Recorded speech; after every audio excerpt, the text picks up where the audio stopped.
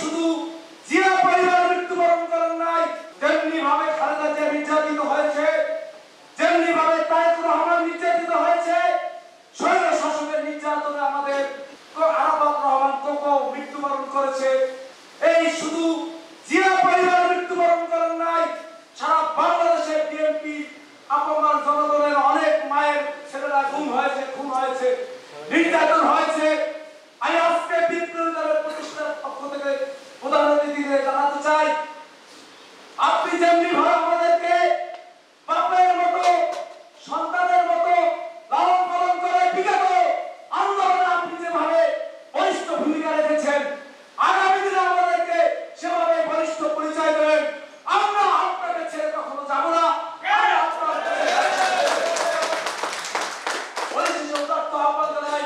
আমাদেরকে বর্তমান প্রেক্ষাপটে যে ষড়যন্ত্র, সেই ষড়যন্ত্রের মোকাবিলা করতে চাই এবং ষড়যন্ত্র মোকাবিলা করেই আমরা ধানের শীষকে বিজয় করব, সেই প্রত্যাশায় সকলকেই ধানের শীষকে বিজয় করার লক্ষ্যে কাজ করার অনুরোধ রইল।